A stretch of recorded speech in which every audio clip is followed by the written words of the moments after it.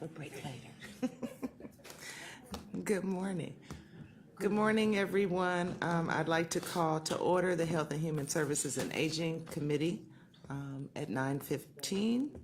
And can we have a roll call, please? Calling the roll, Ms. Conwell. Here. Mr. Hauser. Mr. Hauser is absent at the moment. Ms. Baker. Here. Ms. Brown. Here. Mr. Miller. Here. We have a quorum. Has anyone signed in for public comment? Yes, we have one person signed in, Ms. Lou. Good morning.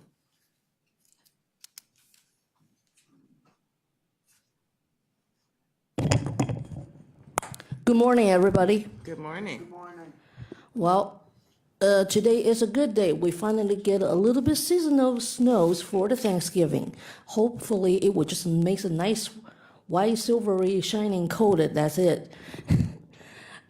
Right now, of course, this morning we have some important agendas already. And this will be all for the good coming years, 2019. We hope it will be a bright year to help everybody out. However, lots of situations are still about the same at 2227 Payne Avenue. Recently, during this weekend, we just encountered leaking again. It's in the hallway, dangerous spot. People all have to walk through. Either they fall or they don't. So either they will fight about it, cuss about it, or not. But we do not understand 2 years ago when we got the money, the rare opportunity to fix the building. Lots of things actually were ruined from that renovation process instead of getting improved. Some of the things may not show up here and there, but now they showed up at other times here and there also.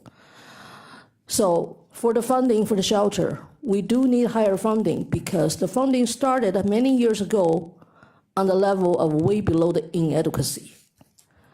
YWCA needs all the help they can get because they are determined to help the people. However, there are still lots of obstacles. The building itself is in bad condition for sure. Lack of maintenance and repairing really cause lots of trouble for the workers. And this is not the first time, not even the whole first year for them. So they are not familiar with lots of situations.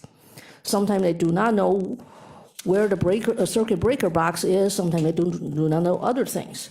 Because the maintenance person can only be there for a certain amount of time, he cannot be there 24/7. He needs some rest himself too. And this particular worker actually is more dedicated than the ones we had in the past. I have to thank Eden for that. However, same thing, leaking, the power unevenness, and short circuits still sometimes trigger the fire alarm, and all other places. Definitely, of course, no heat. Ms. Baker thought after that power outage, we will have some heat. Sorry, the building rarely has heat. Even the workers, they can get cold or flu because all the offices, even the same thing, just like all the dormitory, it can go down extremely cold because our heat or AC is remote controlled at Madison Avenue by timer, not by thermostat. So there are lots of things we need to improve that. People do need help.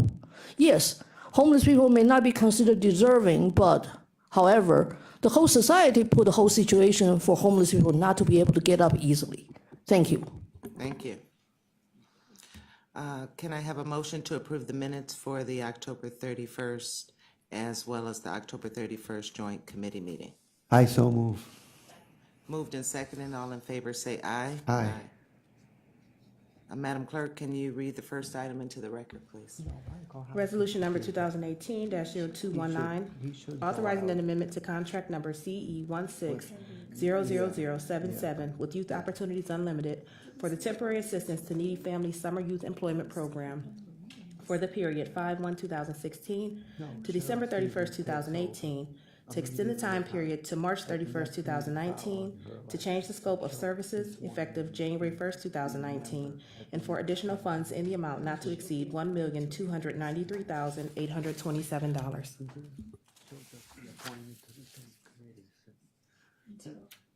Until the end of the year, then in January.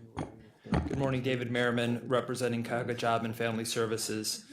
I'm here to ask for a short-term extension for our contract with Youth Opportunities Unlimited. YOU, as they're commonly known, provides the leadership and support for the county's internship program. Yeah. The internship program is the evolution of the long-term summer youth employment program, whereby the county uses TANF funds to provide subsidized employment to county residents between the ages of 16 and 24.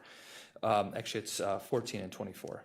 The program has changed over the years from a program that was principally focused on serving as many youth as possible during the months of June to August, sometimes into September, to that portion still is a component of what we do with the service, but services are now provided year-round.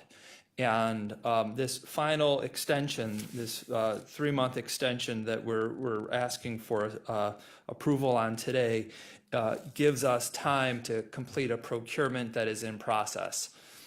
Historically, the county provided this program independent of Ohio Means Jobs. They are, a valued partner of ours. They're a component of the workforce system. They manage the Department of Labor dollars, but it's something that we did independently, and then they had their youth-focused programs. What we've decided to do is we are jointly procuring workforce services with Ohio Means Jobs, and this is through the state of Ohio's Comprehensive Case Management Employment Program. And that procurement is on the street. We hope that it will be completed by April 1. It's going to be a push. It's going to be difficult, but we still want to achieve that goal. And we believe that by working with Ohio Means Jobs, we can provide more services. We can actually extend our resources farther, and we can have more youth getting services, as well as having more comprehensive and integrated services. So what the contract request in front of you does is it allows us to carry through services through the first quarter of 2019, enabling us to see clients that were enrolled in the county internship program, to allow them to have case management through March. And our hope is by April, we will have a new provider selected for the county internship program, and that provider will be able to pick up services where this contract ends. A few more words on this, and so this is I think actually been a great change in terms of our service model. In the past, YOU principally just provided all of the services. In this most recent contract, they're working with Ohio Guidestone, Tri-C, Towards Employment, El Barrio, and I'm drawing a blank. I think that's their consortium providers, and each of them is also included in this contract as well. So each of them are also getting funding, and the services by themselves are great. Whenever we can help a young person get a job, that is a wonderful experience for them. That's something that gives them, many of them, their first opportunity to make some money and to experience the world of work. What we're most excited about in this new model in the year-round services is that the older youth that go through that program that get the summer job are then offered training and education, and then we offer to support their placement following that training and education. And that program has served over 500 youth that are between the ages of 18 and 24, or they're youth, but they're young adults. The average wage for those are around $12.50 an hour, which is up, and we're really excited about it. The biggest employer that we've been placing youth in is university hospitals. They've come to us and asked our assistance to help fill entry-level positions. UH is great because they also will then help employees move on to an education track that for some could lead to a bachelor in nursing degree or another degree. And in this most recent quarter, our wages are up about $1 an hour, and we're placing around 100 youth a quarter. So this has really been, I think, an exciting change in our service model. This last amendment request in front of you allows us to see the model through, and I'm very confident that when we complete this procurement, there will be some quality proposals, and this will and this new approach will continue in the future. Yeah, obviously at this point, we can't say who the provider will be. It's a procurement, there's competition, and that's how things go. But we're really committed to this model, so be happy to answer any questions on this item. So David, in April, you will come before us again for additional funding? So the intent is in April, Grace Kilbane will come before you with Kevin Gowan, the new Administrator of Job and Family Services.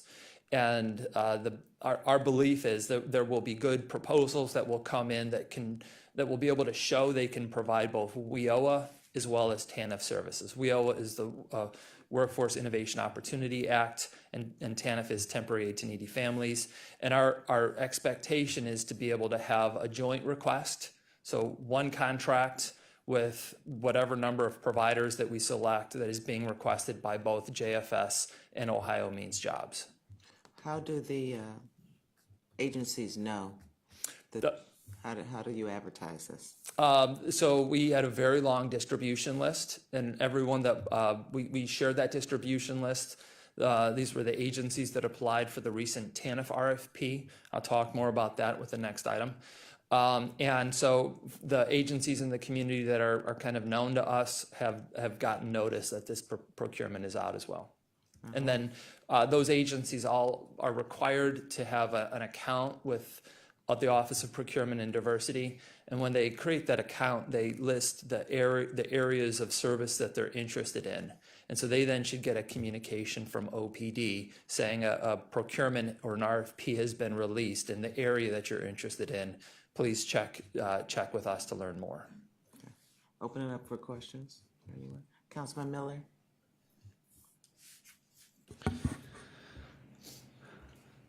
Madam Chair, Director, how does the scope of service change on 1/1/2019? So the scope will actually be reduced. We won't be bringing new residents on for services, so there won't be a major recruitment effort. I should actually step that back a little bit. If somebody comes forward, or if an employer comes forward with one of the employers that we're working with and says, listen, I really need help finding someone to fill some open jobs, and we have a list of clients that have applied for an experience with us in the past, and we think they could fill that employer's needs, we actually still may bring a few people on. But the vast majority of the scope for this last quarter will be to carry through programs and services that we've already offered to people in this year. So this is sort of a wind down phase of the existing model and the existing contract. I assume YOU and many of the providers will be interested in this new procurement. I can't say who will apply and how it will go. So I don't know how the next transition will go. The intent here is this last scope will allow us to wind down the services that we've already begun. Under the new procurement, is this going to use both TANF dollars and WIOA dollars? That's the intent. So it'll be more money on per given unit of time than what we're currently doing, is that correct? That's correct. The intent is to braid the funds. Obviously, we don't blend funds. That's not something you can do. But we do want to braid the funds, and so that when a client comes forward, when a resident comes forward, we want to be able to look, are they TANF eligible? Are they WIOA eligible? Are they TANF and WIOA eligible? And the goal is to use the right pot of funds at the right amount of time. Generally, there are more TANF dollars available. There are less WIOA dollars. And so we try to have as many people go through the TANF program as possible. And then we save the WIOA dollars for those times when a person has gotten a job and they may no longer be TANF eligible, but they still may need assistance. And that's when we bring the WIOA dollars to play. That's the goal of the integration. And when are applications due? I'm not sure. I'll find out and I'll get back to you. I know it was posted just, I believe, I want to say it was last Wednesday. So I think it's a 60-day procurement. So middle of January. And to what extent does combining this into a single contract enable you to obtain cost efficiencies? So first, I should just say that we don't know if it will truly be a single contract. That's the goal. It could be multiple contracts. And, there could be some situations where we realize we may still just need to do a TANF contract. That's not what we want to do, but we'll also we'll do what's in the best interest of clients. In terms of efficiencies, our belief is that if we do in fact have one contract, and that contract has both TANF and WIOA dollars, then we're not doing two contracts, one contract for TANF, one contract for WIOA. And on the county side, that's one set of contracts to come through OPD, OBM, come to the Board of Control, come to council, and then all of the fiscal management that goes along with managing a contract. So I think by having a single contract, there'll be a significant amount of savings just in terms of the administrative costs that are expected for a contract.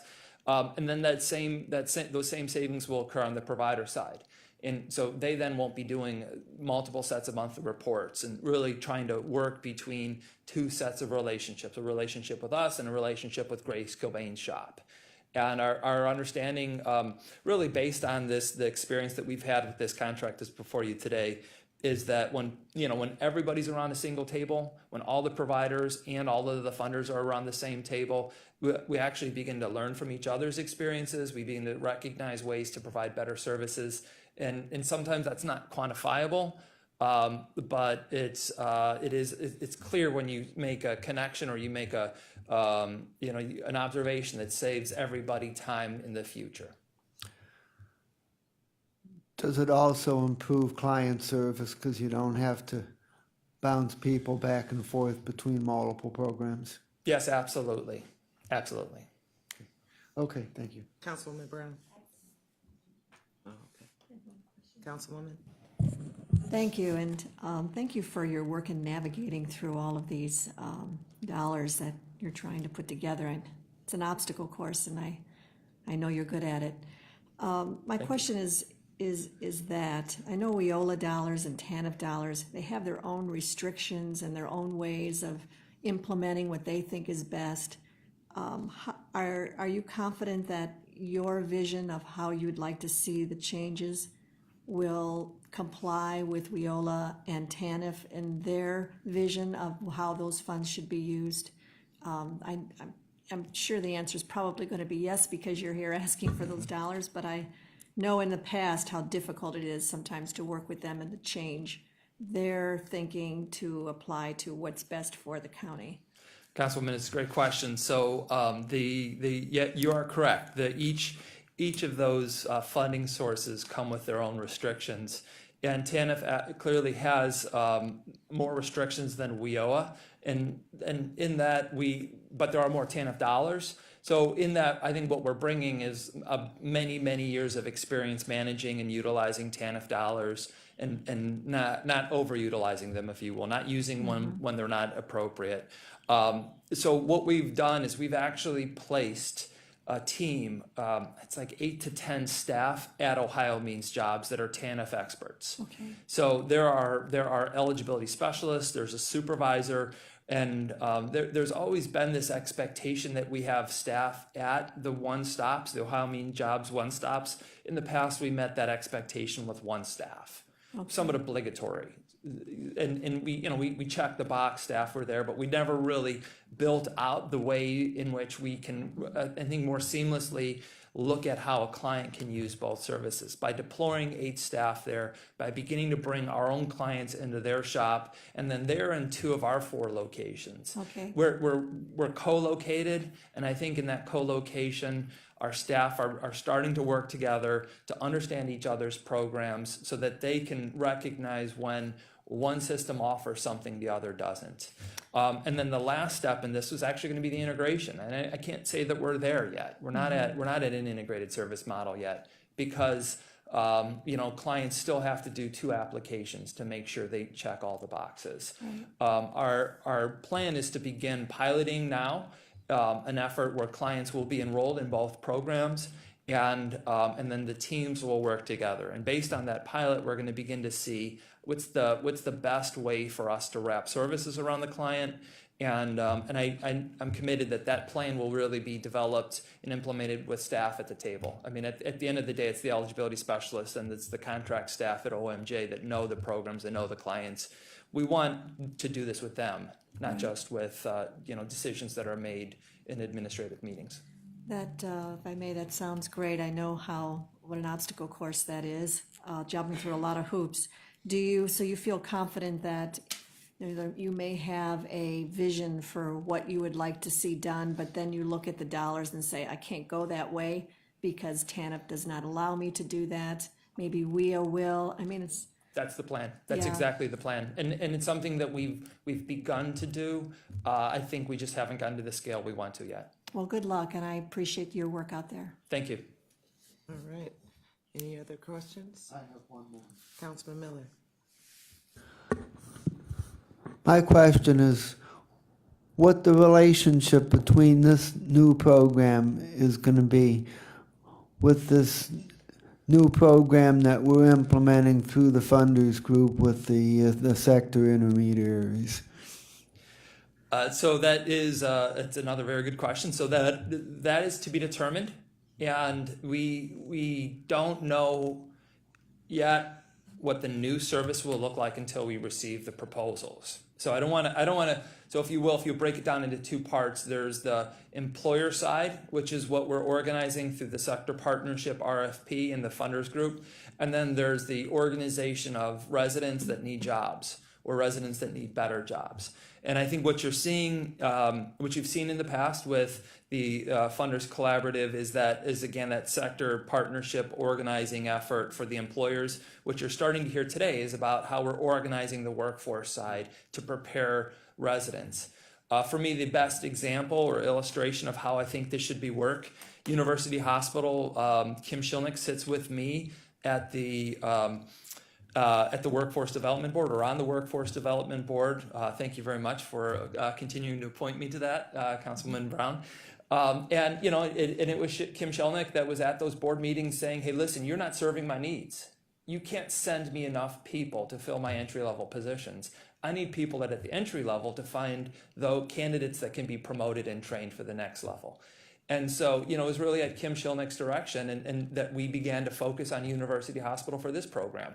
And I feel like if we could do this for one hospital, if we can make them a priority, we can do it for all of the hospitals. And if we can do it for all the hospitals, we can do it for manufacturing. We can do it for we can do it for information technology. We're working closely with Ethan Karp to have integration of this county internship program with his efforts at Magnet with manufacturing. And then I think technology is probably to follow. So we're starting on this. I think what we're doing is as I said before, we're piloting in many ways with the hope to see that we can build the relationships and we can prove out the model. Okay, thank you. Okay. Any other questions? Councilwoman Brown.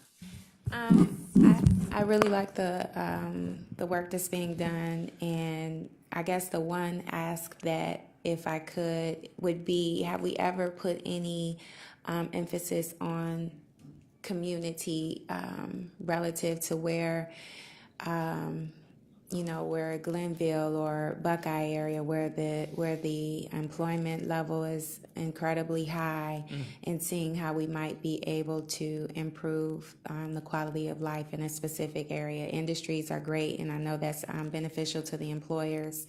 But as representatives of communities and those that are often underserved and overlooked, has there been any conversation or thought around that? It's a very timely question. I think it's an area we probably could put more time and attention to.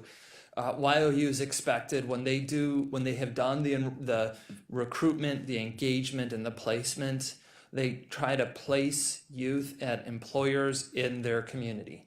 So I think at the ground level, they do that. They go out and recruit employers and placement sites, and they go out and they recruit individuals, and then they try to make those connections. Where it gets complicated is, so again, we've tried to move on from the model that this is about getting as many youth a summer job as possible, because that's not a real strong step in a career. So The goal now is to get those youth into training and education, and then they go where the job is. Now, ideally, that job would be in their community. And so the ideal would be you find a youth in their community, you understand what are the employers. Hopefully those employers match their needs, because then you're going to get ahead of transportation. You're going to train them, and then you're going to place them back in the community. We do that. It's not been kind of the clear strategy. And I think you've recognized that's kind of the midpoint that we're now focusing on. We've had some really great conversations with Burton Belcar, wanting to see how, as an organization and their proximity to Opportunity Corridor, what's their growth areas? Who are they looking to place? We place youth in both their shop as well as their restaurants, and we've made commitments to them to continue to do that. And said that if we can build out this model where, we place someone at Burton Belcar, and then they move from Burton Belcar into the restaurant, and then from the restaurant to an unsubsidized employment opportunity, that's okay, that's good. I just got to recognize a restaurant will only take you so far. For some people, it will take you all the way, but for most people, it'll only go so far. And so we need to now understand how we do that with other industries, and ideally the industries that we've really talked about. I appreciate the consideration, not to add more on your plate, but if we could just kind of maybe start looking at that as a measurement or trying to track.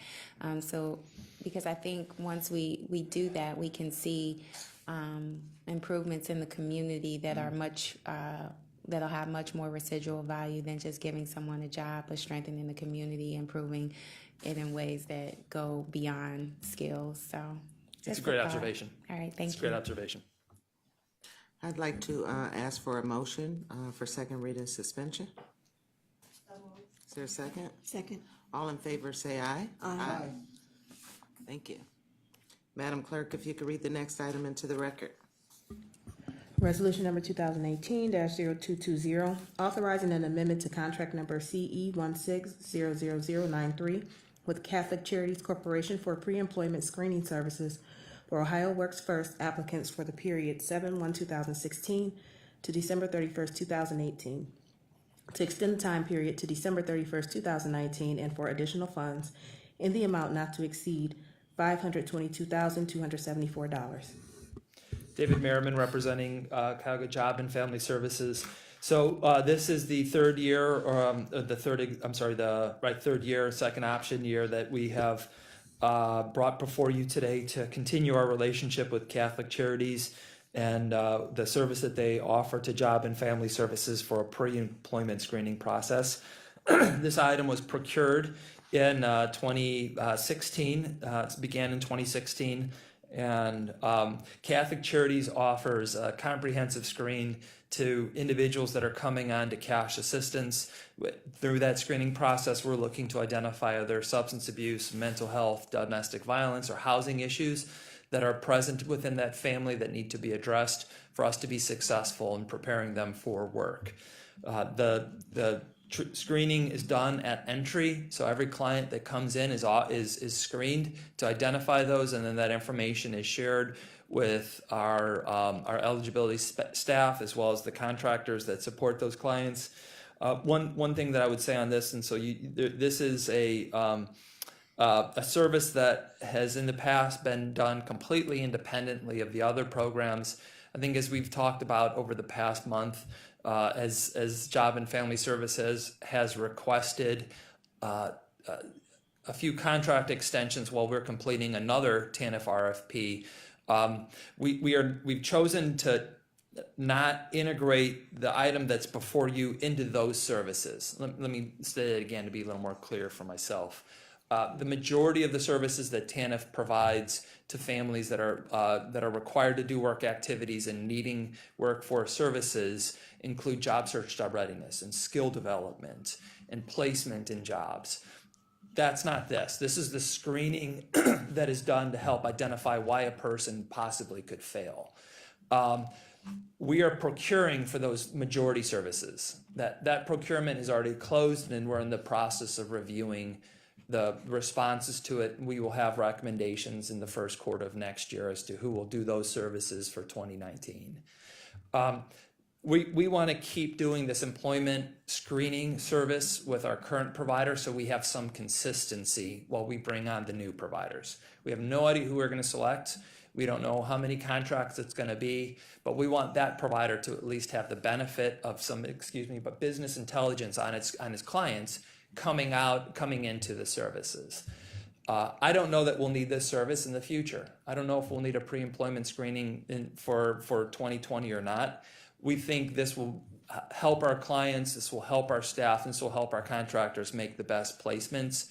I think this will be an integrated service with our new providers in 2019 and 2020. So this will most likely be the last time I come before you with this contract. And my hope is that in the future, when we select a provider and we send somebody to that provider, that person never stops being served by that provider. They get one provider, that provider stays with them throughout the entirety of their service with us.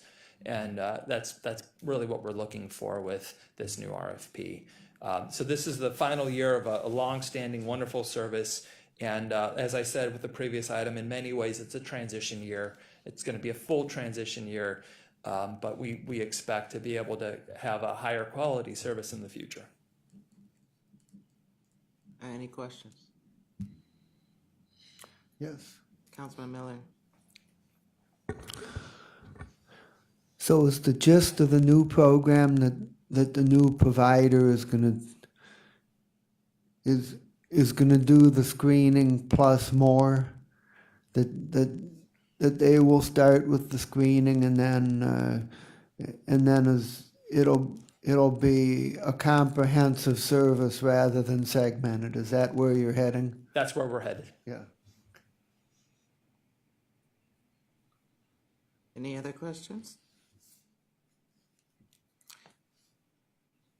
All right, hearing none. Can I have a motion to move this to the full council for second reading suspension? Second. Moved and seconded. All in favor say aye. Aye.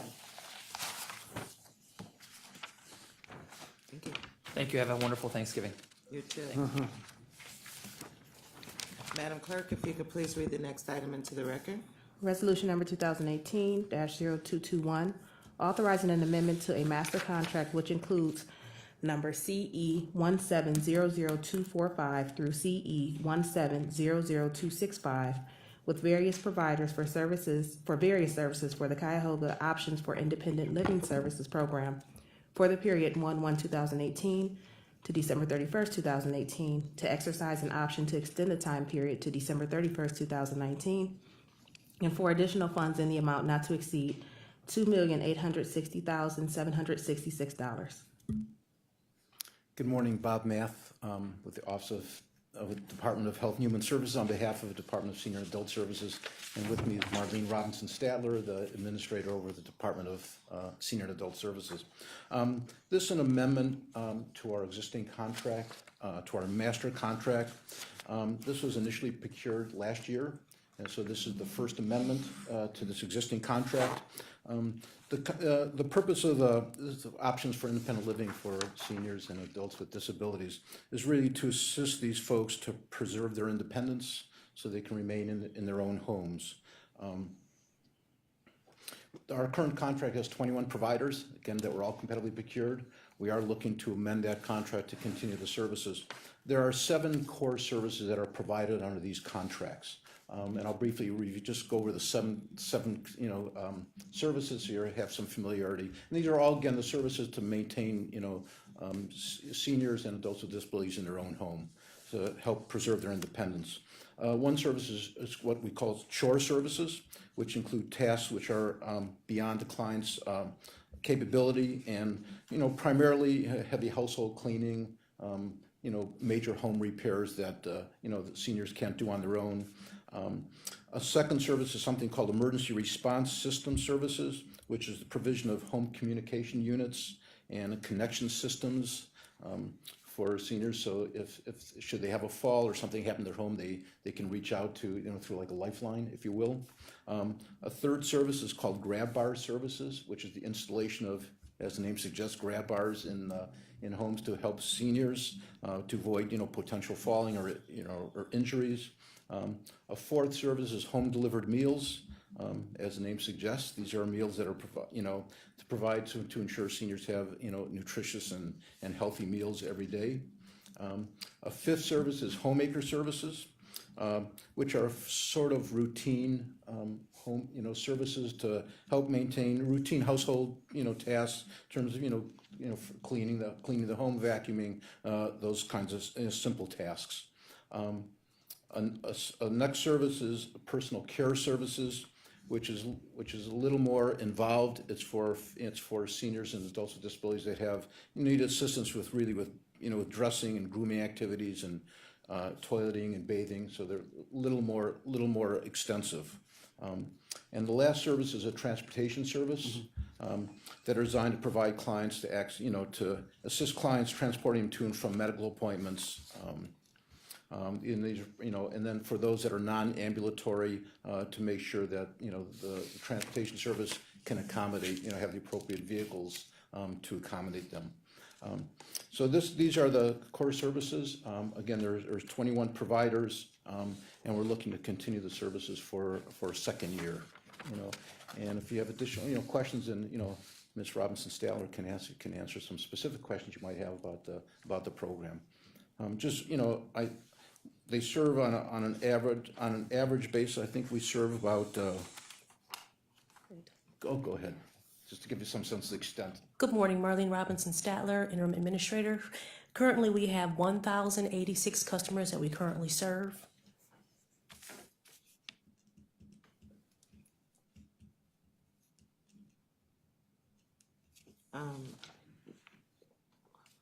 One question that I have, are the providers of the services meeting the primary goals effectively, all of these agencies? Yes, they are. One of the mandates that we have is, that you're probably aware of, that we monitor all our contracts across all of Health and Human Services for compliance, but more importantly for quality services. This year, we conducted, our monitoring activities are kind of twofold. One's based on observation, and the other is case file review. In the case file review, we make sure that there's documentation that they provide the services, there's quality, there's satisfaction surveys we receive from the customers to ensure that the services were provided. We did provide this past year monitoring, and we reviewed.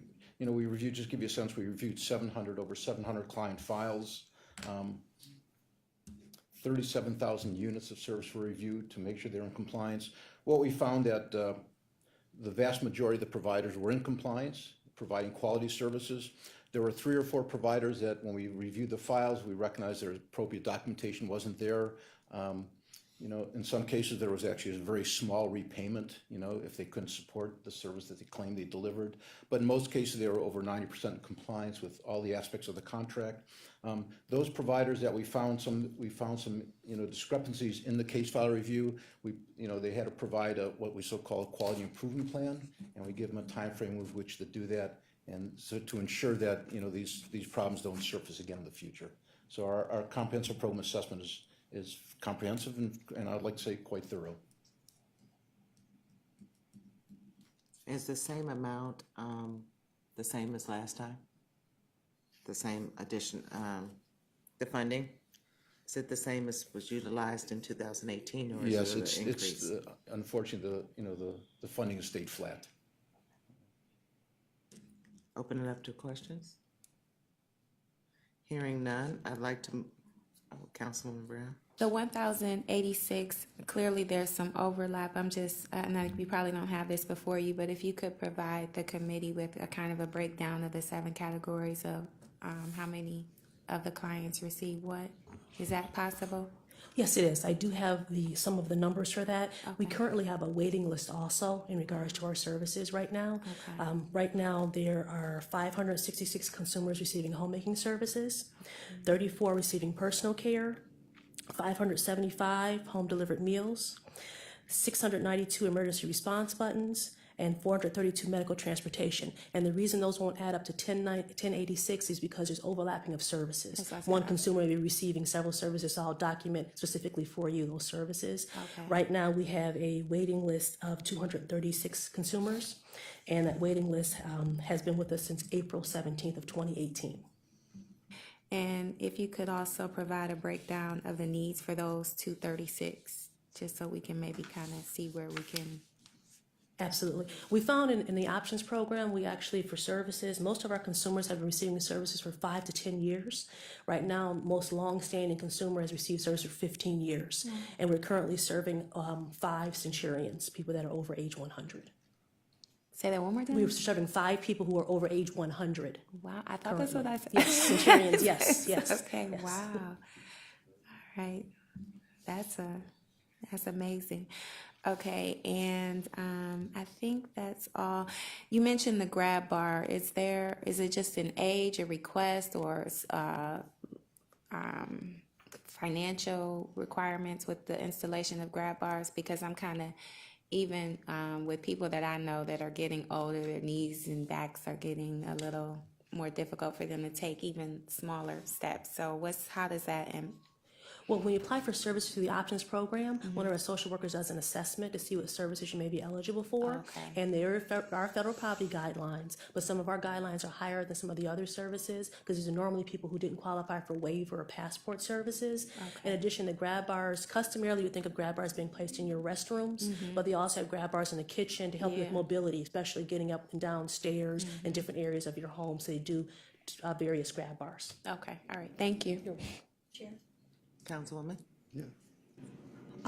Thank you for your work out there. It's good work. I know in my district, we've always struggled in qualifying for the options program, and yet there are those in North Olmsted and Fairview Park that certainly, and I guess that would be my question, is there an income requirement before they would even be qualified for this program? Is income certainly a criteria? Yeah, income and actually assets, approximately 35,000 in assets, but there are income federal poverty guidelines. I can send you the chart with the federal poverty guidelines on there and highlight ours. So the options program, that we enhance it here in the county, am I right to?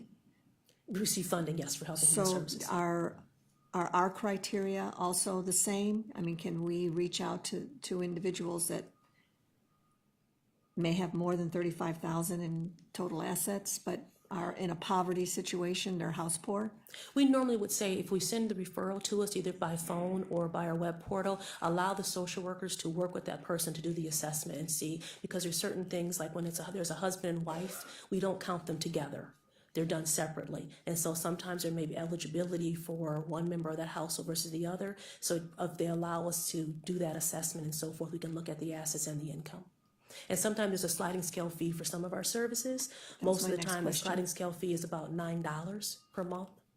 So you do have some services that if they do perhaps borderline or exceed your criteria, they could pay a nominal fee. Correct. Which would then feed into your services for someone else. Correct. So in comparison, normally for homemaking services, it may cost $20 to $24 for homemaking services. That person is paying the $9 for those services then for that care.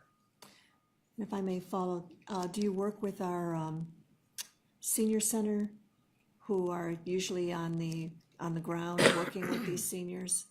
Yes, actually, we have the Community Social Service Network, and we actually have a community of our senior centers that we meet with, along with our community social service programs. And starting last month, I've actually made a commitment to all the senior centers. I've gone to each individual senior center. I'm visiting them to see what programs and services they offer, along with talking about our services and some of the changes that have happened, like with our APS new mandates and services that we offer. So if I may just wrap up, so if I were to recommend to my senior center directors that they should be proactive in the options program, is that a good thing to do, or are they not going to qualify for the services that you offer? There's a possibility of them qualifying because I know we've been in District 1 and also between Westlake and some of the other communities. And terms, there are poor people everywhere. And so even if it's in Solon, if it's in Rocky River, if it's in Cleveland, we do find constituents that qualify for our services. And the senior centers have actually asked us to come out and talk more about it, to not leave them out of the circle, to not make the assumption that someone living in one of those communities or suburbs doesn't need their services. So we've tried to make sure we market also to them and outreach to their services for them.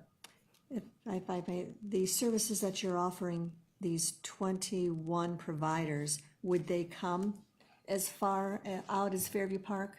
Is that any issue of distance? Yes, actually, and working with the contract department, Bob Mass area, previous years, 2017, we had an issue with our providers not providing services to the West Side communities. Right. The next RFP that we did for 2018, 2019 included that stipulation that they had to provide service to those West Side communities. So we worked more towards that. Where we have our shortfall is more so the waiting list, because there's so many consumers. If I were to add 200 more consumers, it would be approximately $462,000 additional dollars that I would need for the year for that. The additional, the funding that we're receiving right now, the $740,000, will take us through the end of this year. There may be again a shortfall in 2019 for our services. We're seeing, as you already know, the demographics are continuing to climb, and more people are needing our services. Well, I would, for one, I know how much money we put into pre-K and education, but we really should be paying attention to our seniors. As you say, that is a growing population. Yes. They're in need everywhere, and we're. So thank you for your work, and I will certainly talk to my directors and Please. see what perhaps you may be able to do to help them with their senior care. Yes, thank you. Please reach out and we can go to the senior center to discuss the programs and Great, services. thank you. Thank you. Councilman Miller? Madam Chair, Director, what's the current estimated wait time on the wait list?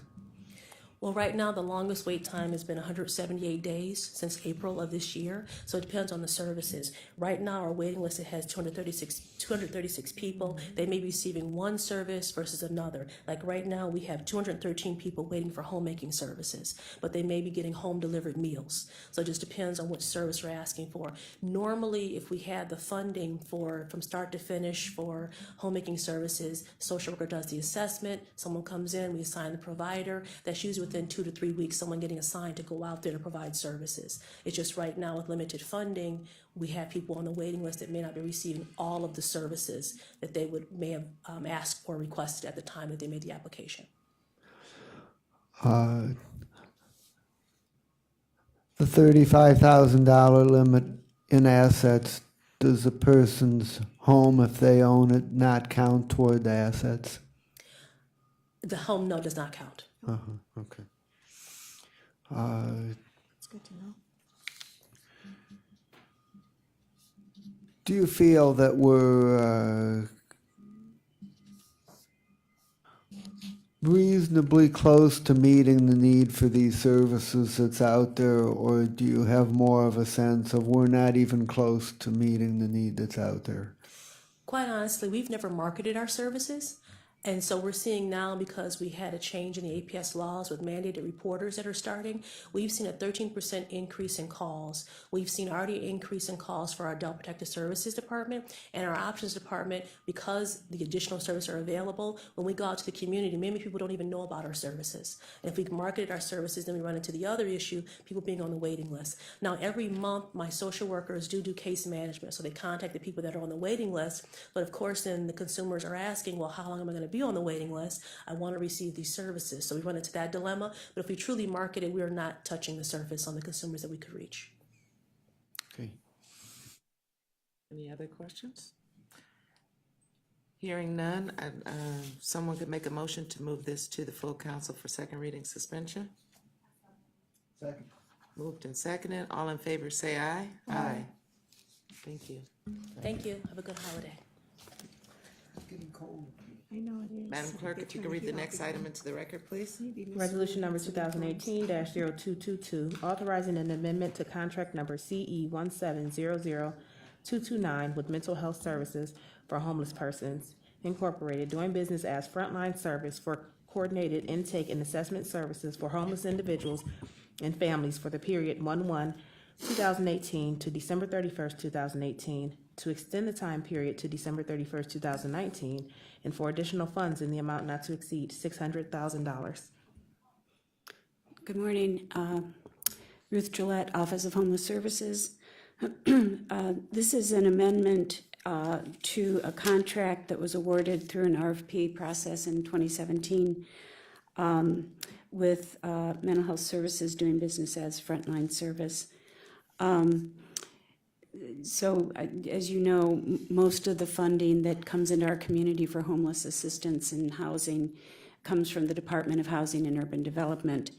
And HUD has, requires communities that are receiving these dollars to develop what they call a coordinated homeless crisis response system.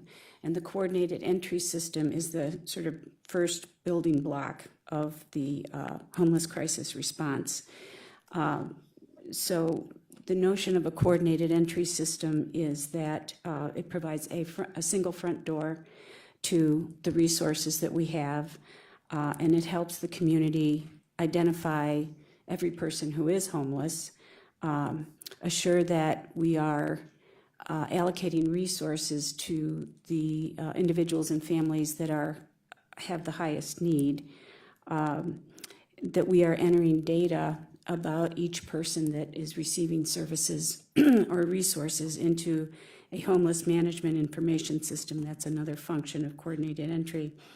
And by having that one front door and that data entry point, we can then assess the effectiveness of the various strategies in the community, particularly with subpopulations like the veteran population or youth or chronic homeless and families.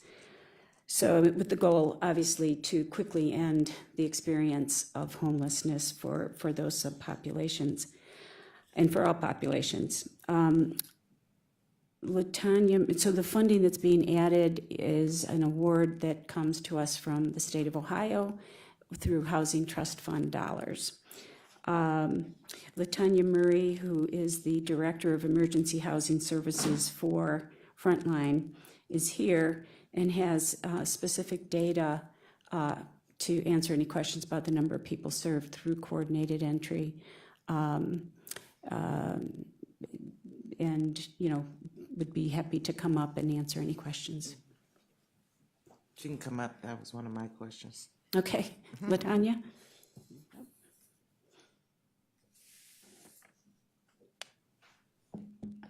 Good morning. Good morning. So LaTanya, how many clients were served for last contract cycle? We typically serve about 7,000 plus families and individuals over a course of a year. So I have numbers that for the first 9 months of this year, we served 5,076 persons through coordinated intake. That included 1,345 children who were members of families who were seen through coordinated intake. And we have roughly 122 young adult heads of households. So that is 18 to 24-year-olds who are actually parents. So they came into our system seeking assistance through our emergency shelter process. And what was the number of children again? 1,000 something? 1,345 for the first 9 months of this year.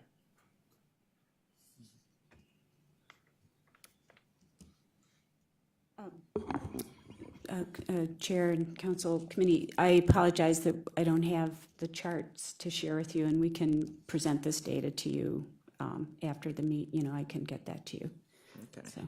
And out of these 7,000 plus families served, that's just coordinated intake. It doesn't necessarily mean that we found them housing or anything like that. No, and that's actually families and singles. So that would be everybody. total. Okay. Mm-hmm. So just to clarify, And that's really the point of the coordinated entry. We know, how many people have come seeking emergency housing assistance. Not everyone is referred to shelter. We're able to divert about 40% of the families and about 20 to 25% of the single adults. Because as you know, we don't have shelter space for everybody. But we also, coordinated entry will not turn anyone away that is, if they have no option, safe option, appropriate permanent housing to go to. But oftentimes, people come thinking that they have no option. Like if someone were to receive a 3-day notice, which is not an eviction notice, but they think it's an eviction notice, they may come and say, I'm homeless, and by having a conversation with one of the landlord. the caseworkers, we may call legal aid, and or do mediation with their landlord, get them back on track. And so it's really a useful tool to kind of sort out, who truly needs a shelter space tonight versus, how can we resolve this particular issue that brought you here and keep you from coming into the shelter system. And is the $600,000 the same amount as last contract cycle? So, to the chair, so this activity is funded from a number of different sources. And so we, as a community, directly through the county that we subcontract with Frontline, receive $500,000 a year. From the state of Ohio over a 2-year, we have a 2-year grant cycle with them for $1.6 million, some of which is allocated for coordinated entry and some of which is allocated for rapid rehousing. So these funds are being added to the COC federal funds to maintain the funding for this activity. Any other questions? Councilman Miller, then Baker.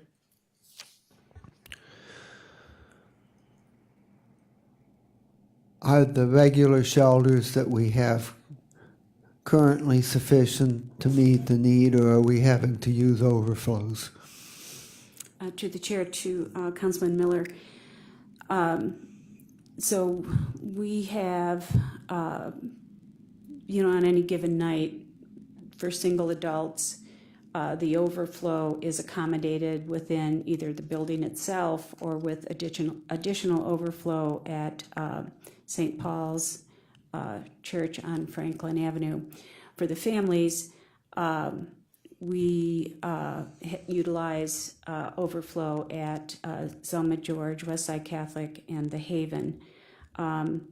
We have reduced the number of overflow beds for families that are needed to about 20 spaces per night, and we're continuing to reduce the need. And the way that happens is by more quickly exiting people who are in the shelter. And so, for example, if our average length of stay for families is 54 days, if we can reduce that, that means more families can come into those, what we call admit shelters. So we're pretty close, if you look at, cups of water and, pouring one into the other, we're sort of close to having them balance in terms of the number of people coming in and the number of people exiting. And then there's always the challenge of family size. So although we have, a certain number of spaces in a shelter, if a larger family comes in, then that can sort of bump other families into the overflow or vice versa. I hope that sort of answers your question. So the average length of stay in the shelter is how much? To the chair, to Councilman Miller, I will get you the real number. We had been trending down to like 53 days, and then it started to trend up to like 60 days, and now we're trending down again. We do track, for example, the time that someone, comes into coordinated entry and the time they exit. But what we're really looking at is the time from when they're referred for rapid rehousing till when they actually locate a unit and it passes inspection and they move out. So if I go into the shelter, I'm referred for rapid rehousing within 7 days. I'm assigned a housing locator within 2 days, so that's 9 days. And I'm given 21, I'm told, like, you have 21 days to find a unit. Now, the housing locator and my case managers are going to help me do that. And let's say I find a unit, in 2 weeks or 2.5 weeks, and it goes out, then it's inspected, and it fails the inspection. So then the landlord's given the option of doing the repairs that are needed, and then it has to be re-inspected. So even if, you're working as hard as you can as an individual or as a family to find a unit, have it inspected, you have 21 days and then the 9 days, that's 30 days. But, so actually we're really working on getting it more down into the 45 day range. But we're not there. We're at 50 something. And what's the typical nightly overflow for singles? To the chair. It's about between 25 and 35. And those would be men who would be at St. Paul's. Okay, fine. Thank you. Ms. Baker? Yes, that answered many of my questions. I was curious about the amount of time that is the average in staying, so I would appreciate those numbers. Is there any way that you could have a category or a count of those places where people can go and not wait until they're looking for a place? I mean, do you have, I don't know what the word is, do you have just a number of places where people can go that you already know are open for rapid rehousing that they? And to the chair, to Councilwoman Baker, so to be eligible for rapid rehousing, you have to be literally homeless. Okay. And that means you have to come through coordinated entry and be given a shelter entry. So, the notion is that we're kind of switched from coordinated entry into rapid rehousing, and we do have a contract coming about rapid rehousing, but I can wait. My only question, and now I've got it, the inventory of, you were saying that you want to transfer people out of homeless within 45 days would be a good number. In order to transfer them into other places to live, you have to have an inventory of places to go. Gotcha. That's the word I was trying to get to. Gotcha. So instead of, it sounded like you wait until the need is there and then you look for the place and then you have to get it up to code. Do you have an inventory, or at least, some, yeah.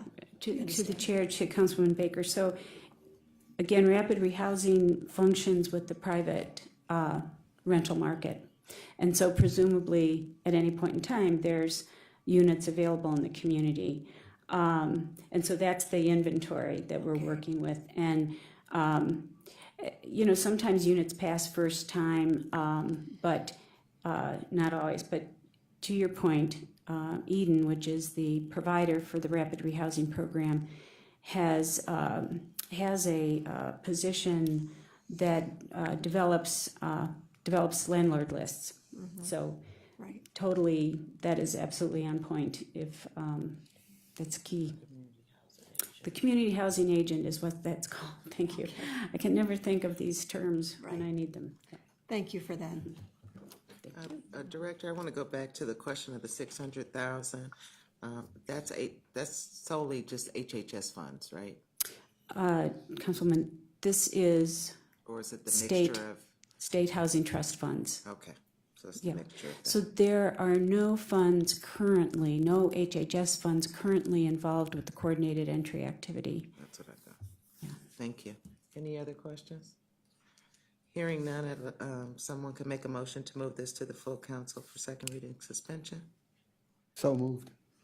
Moved and seconded, all in favor say aye. Aye. Thank you. Madam Clerk, can you read the next item into the record? Resolution number 2018-0223, authorizing an amendment to contract number CE 1700230 with Emerald Development and Economic Network Incorporated for the Rapid Rehousing Program for homeless individuals and families for the period 1/1/2018 to 12/31/2018, to extend the time period to December 31st, 2019, and for additional funds in the amount not to exceed $1,677,615. Ruth Gillette again. So this is amending an existing contract that was awarded through an RFP process with Eden to administer a rapid rehousing program. Rapid rehousing is a short-term rental subsidy. The intention is to help people to really respond to homelessness as a housing crisis and to help them leave, to get back into permanent housing as quickly as possible. This amendment has two sources of funding. The base contract, which was awarded through the RFP, was a federal grant to the county through the Homeless Continuum of Care competitive grant process. This contract includes some of the State Housing Trust Fund dollars and also Continuum of Care funding. So rapid rehousing, initially our community had limited resources. We still have limited resources, but they were more limited, and so we had prioritized families for those funds. With the additional federal funds and state funds, we've been able to include single adults, including youth. And so these funds are available to any homeless individual or family in our community. Elaine Gimmel is here. She's the CEO of Eden and can provide more of the data. And again, I apologize, I don't have this in writing to give you, but can provide it after the meeting. So homeless family, youth. And single adults. Mm-hmm. Okay. Yep.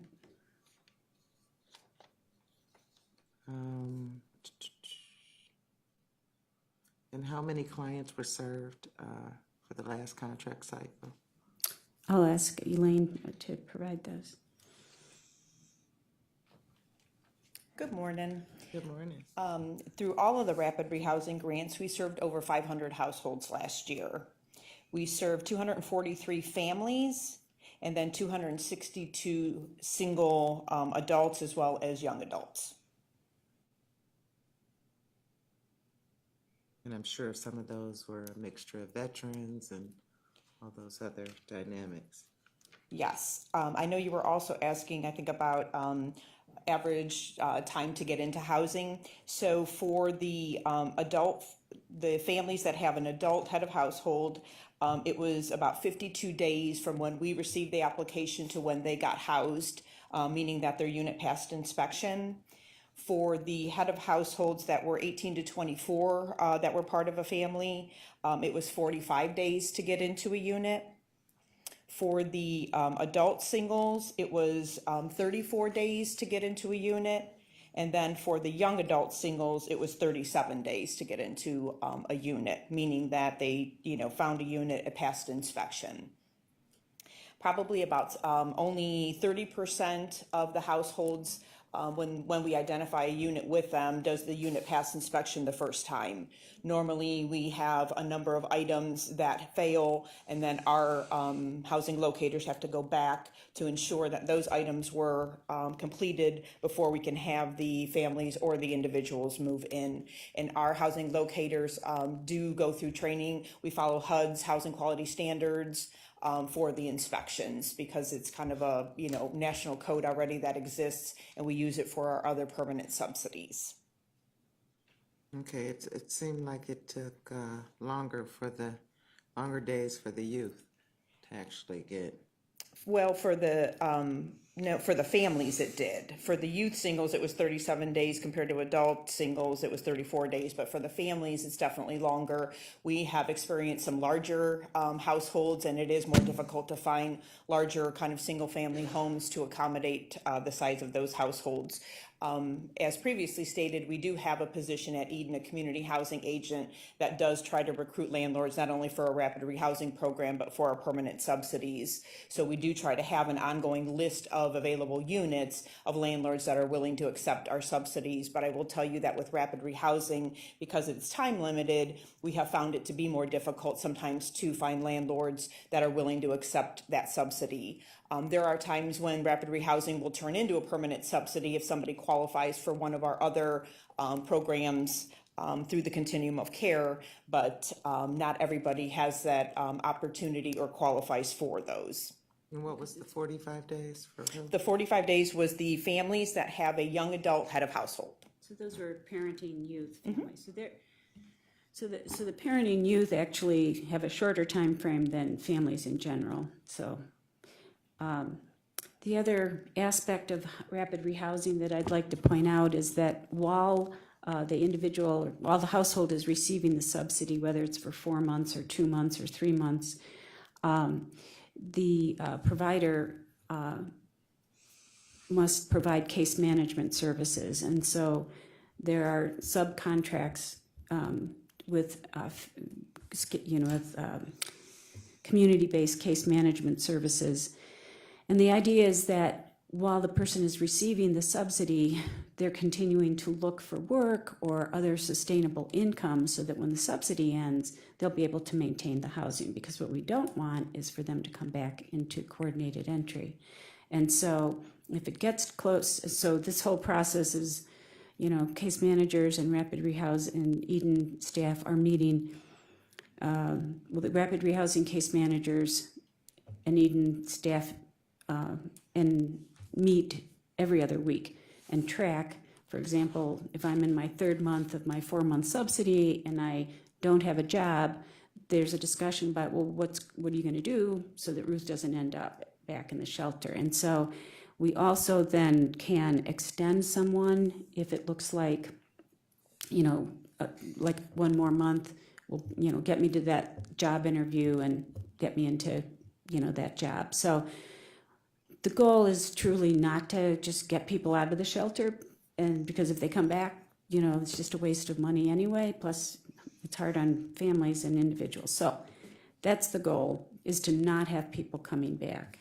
So, okay, and Elaine has some numbers about this. So when we originally were talking about timeframes of assistance that we wanted to provide, so for the families and the young adults, we talked about providing a security deposit in 4 months of rent assistance. And then for single adult individuals, we talked about providing a security deposit in 2 months of rental assistance. The average that we've seen with households is 5 months of assistance for the families, along with the security deposit that was needed to have them sustain housing. And then adult singles, it was 3 months. So it was going beyond the 2 months that we had thought. And then youth singles, it was also 5 months. So again, it seems like people need that additional month from what we thought originally. I will say that we have had some families that have needed up to 9 months of rent assistance, so we have extended them that time period. We have had one youth single that went up to month 11 in rental assistance that was needed to maintain and sustain the housing, and then the longest we've had any adult singles has been 5 months. So we're trying to keep track of how many households need those extensions ongoing. And like I said, some people then sustain the housing after, or they may also qualify for a permanent rent subsidy. And were there specific circumstances for the families that needed longer than 5 months? I think it's probably more due to income and employment. to sustain a larger household and pay that rent. We do try to negotiate rents with landlords when we are, looking at units so that, we know it's a rent that the family's going to be able to afford ongoing and not something that we're setting them up for failure on. But normally it's due to, the levels of income that the household has. And do we work, does your agency work with Ohio Means Jobs and JFS, the workforce training? Does that all play a role in helping these families? To the chair, we are working really hard on trying to figure out how to make those connections. In general, the Ohio Means Jobs and workforce systems have been very difficult for people who are very low income with some level of disability and homeless to successfully engage with. So we are trying to figure out how we can work more closely with them. So we've met a couple of times now with Director Kilbane and JFS, and for the adults and particularly for the youth. As you know, those programs, those jobs programs, are evaluated on the number of job placements and job retention.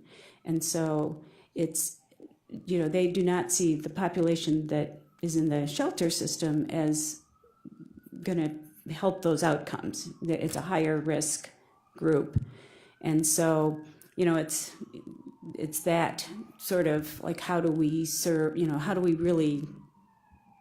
we accommodate that? How do we not have them see serving the more difficult to serve population as a liability, if you will, for their whole program outcomes? So, we're working on it. It's an important conversation. So program outcomes need to change. I think that they more inclusive, because they're all low income individuals. Well, there you have it. And Some just may have a house and some may not, but they're all, and then that's one part that I know I always ask about, and you guys say you're working on, and I'd really like to see some improvement, because we want them to be stable and not be able to come back into the shelter system. So, maybe we can have further dialogue on maybe what you see are the issues, and see if we can change those. I don't know if that policy needs to change, or how we look at the contract for performance for those agencies, so they won't be dinged, but at least open up that'd be the great. cycle for that. Any other questions? Councilman Miller?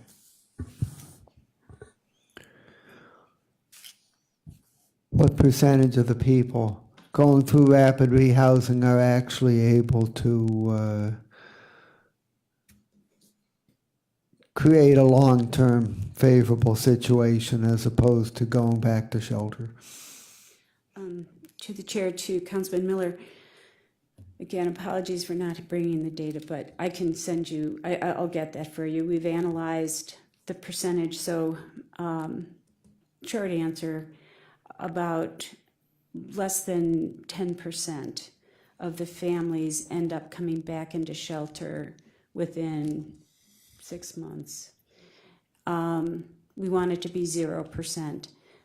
These are low-income people, and so it's not uncommon, and the way the HMIS, the data system, is set up, again, because we have coordinated entry, maybe I'm stable for 9 months, 11 months, 15 months, and then something happens and I end up coming back in. And so we are then able to see that while I left 15 months ago, I came back, and so we are able to look at our whole system and see over a 2-year period how many, what's the percentage of people across the system that came back. And I can share that data with you. It's just an interesting thing, but on the short term, we have a pretty low return rate. What are the qualifications for a permanent subsidy? that has to be a rather expensive proposition, and that you can't have too many slots for that. Correct. To the chair, to Councilman Miller. When Elaine was talking about, sort of bridging people from rapid rehousing to permanent supportive housing, the permanent supportive housing subsidies, while our community has a significant number, the need is so great. And so the criteria are really the longest term homeless individuals, so chronically homeless, and families with the highest barriers, mental health, chronic health, alcohol and drug, and who are, even within those two categories, are the most vulnerable.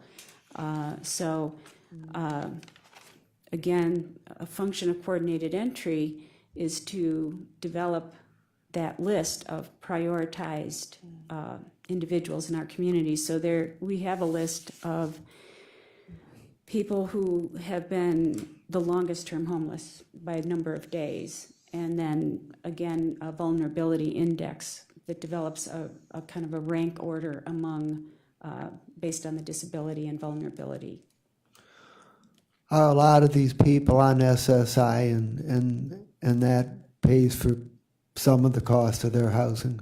To the chair, to Councilman Miller, an objective again of the crisis response system is to make sure that people who are eligible for benefits get their benefits. And so again, if I'm living on the street and mentally ill, there's a pretty good chance I haven't filed, for SSI. But when I have a caseworker who can work with me, that application can be made. Almost all the time, the first application is rejected, and so it requires a reapplication. So again, short answer is that is a primary objective of the case management effort for people who are long-term homeless, to get them that income and get them connected with benefits. And then they still receive the subsidy, but it's based on, percentage of their income.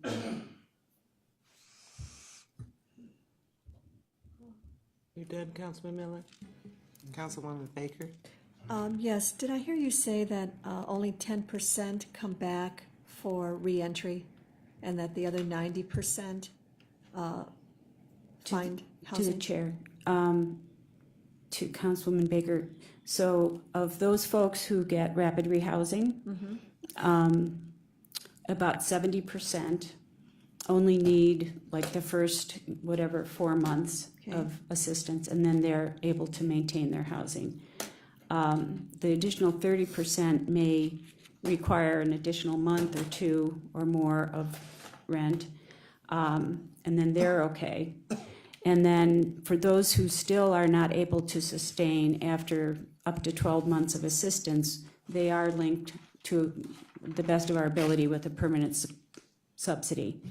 So within that year process of all those families, between 7 and 10% is all that would come back from any of those groups. So the question, I guess, why I asked is that the subsidy is temporary. That means that they either have to continue where they're living and paying for that rent that you've hopefully negotiated that they can afford, or they go elsewhere and find housing that accommodates them. So is the rapid rehousing something where it's temporary and subsidy, but long-term if they stay? And how many of those typically stay? To up and move, I would think would be difficult. To the chair, to Councilwoman Baker, so rapid rehousing program requires that I sign a lease, a 12-month lease. And so when the subsidy stops, presumably the person maintains in that unit. At the end of their lease, they would have the option, if they have the resources, to relocate or. Right. And I guess I'm asking, do you find that they do? That they typically stay in the place that has been helpful in getting them back on their feet? To the chair, to Councilman Baker, we don't track people once we've stopped providing the subsidies. They would only come back on our radar if they come back into the homeless system. And is the house that perhaps may be vacant or not vacant part of the inventory again that you would be aware of, that this family has chosen not to stay and has moved on, or they're back in reentry, or but that housing is available again? Yeah, if the landlord wants to maintain a relationship with us and re-rent to either a rapid rehousing participant or one of our long-term subsidy participants, they would let us know then that that unit was available. I don't know that we're making the connection of, you know, it was formerly somebody renting it through rapid rehousing and is now back on the list, but it possibly could be on the list, or that landlord may decide that they don't want to, you know, rent to one of our participants and they don't give us that unit. But it's triggered by the landlord. Correct. Okay, thank you. I just want to go back to that point of the 10% that come back into the system. And you just answered my question with Councilwoman Baker, because I was going to ask this case management continued, and you said you don't track at once the subsidy is complete. But do you think that we could get a better hold on that 10% that come back in if we did it? Is there a way to kind of identify who those 10% are? Well, to the chair, I agree with you that, and we have, and this is really a coordinated intake question, we've tried to really look at who's coming back and where, you know, I consider it a failure of our system if somebody comes back right away, right? I mean, we somehow dropped the ball. And so, because particularly with the families, then those families are back in overflow, we can say, gee, this family has gone through the shelter system, gone through rapid rehousing, they're back here.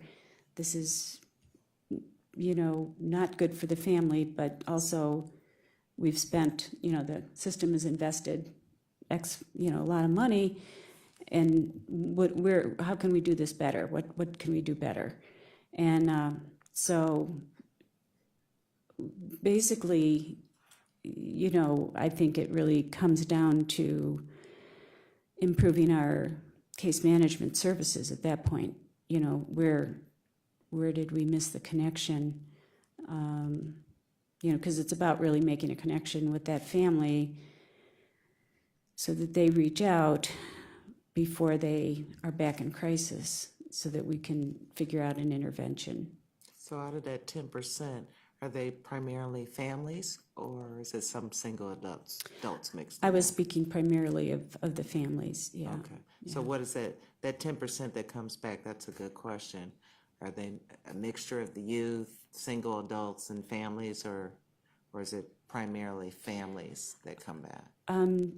I can get those numbers for you. Okay. We're most familiar with the families because of the overflow situation. All right. But we do have the numbers. I think we're doing a better job of tracking, because now we have, we have the by name list of the homeless veterans, the by name list of the chronically homeless. We now have a by name list of families that are coming to coordinated intake that are homeless, and if they've been through their doors before. And then we also now have one for the young adults. So I know that in the last report for September, I didn't see any young adults returning to shelter that were coming from rapid rehousing, but I know in the past there have been some households that have been on that list that they have returned. So I do think that there is a mixture of single adults, young adults, as well as families. And I just want to say 10% is good. When you look at overall 90%, we just try to strive for perfection. Any other further questions? Hearing none, can someone make a motion to move this to the full council second reading suspension? Moved and seconded. All in favor say aye. Aye. Thank you, both. Thank you. Very much. Madam Clerk, if you could read the next item into the record, please. Resolution number 2018-0237, authorizing amendments to contracts with various providers for various programs and services for the Cuyahoga County Fatherhood Initiative for the period 1/1/2018 to December 31st, 2018, to extend the time period to December 31st, 2019, and for additional funds. Good morning, committee. Al Grimes, Director of the Cuyahoga morning. County Fatherhood Initiative. These contracts represent 8 of the programs to be funded by the Fatherhood Initiative from January 1st to December 31st of 2019. There are 3 additional contracts will be coming on the next agenda item, the next council meeting. There are a variety of programs designed to assist fathers with meeting both the financial and emotional needs of their children. They range from job training and placement, when we add the other 11, to boot camp for new dads, to ensuring fathers stay involved in the academic life of their child, to prevention of premature fatherhood program for teens, to job training and placement. These contracts will allow us to continue to serve fathers and families of Cuyahoga County in a much needed and critical capacity.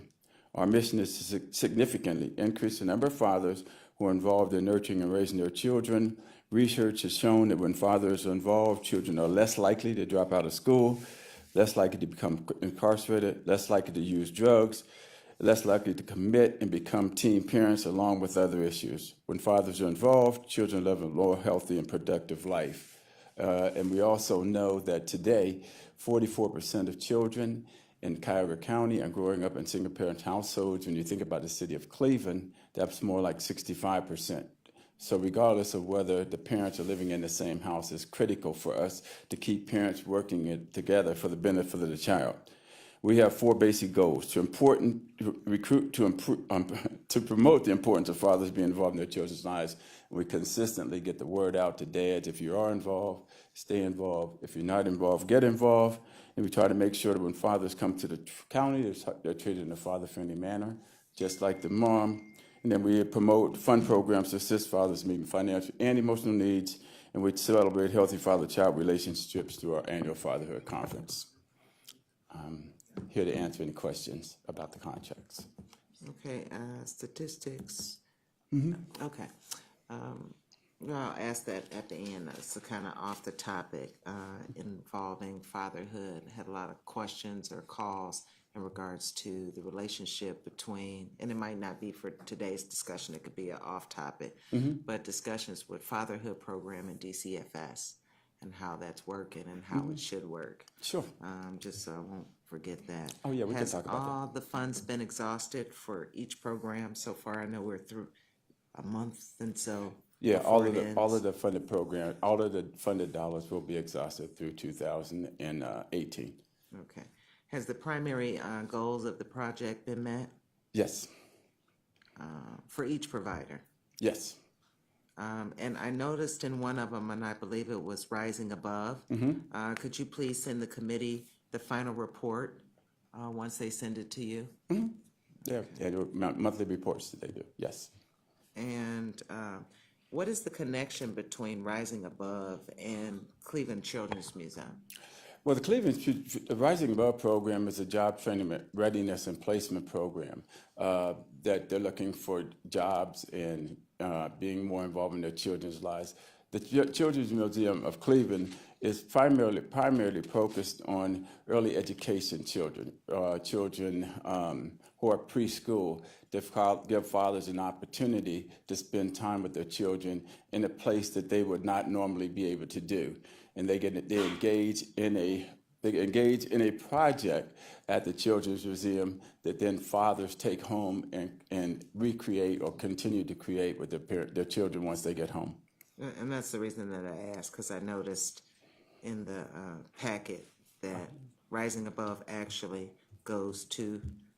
does their programming out of Cleveland Children's Museum. No, they don't do their program out of the Children's Museum. They send fathers to program at the Children's Museum. The Rising Above program is located in the a building on Perkins. Okay.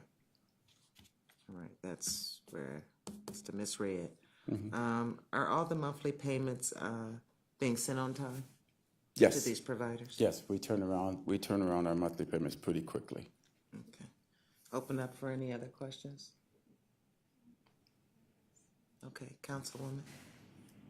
So 65% are in single families in Cleveland. In the city of Cleveland. That's, I didn't realize was that high, and are we all assuming that those are all mother? No. Okay, so do you have it broken down as to? Yeah, you probably have about 65% mother single household, head of households, and 35% fathers. So you do have a number of fathers who are the head of households. But either way, and as we've always stated, it's important for both parents to stay involved. So whether the residential parent is the mother or the residential parent is the father, we still want them working together. So this program, even though it's called Fatherhood Initiative, also includes mothers who do not have custody of the child?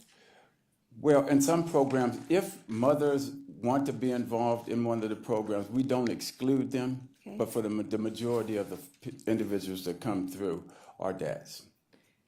And whether it's mother or father who has custody, those that do not have custody, are they child support? Is that part of the scenario? Oh, yeah. The non-residential parent pays child support. But it's an interesting dialogue because in the state of Ohio, the mother is assumed to be the the custodial parent if a child is born to unmarried parents. If they're married, they both have the same visitation rights from the beginning if they happen to get divorced. But if you are a single parent, the father has to go through one additional step to establish his legal custody and visitation. Legal custody and visitation, and the courts, even though they're not married, but they certainly share this child. Yes.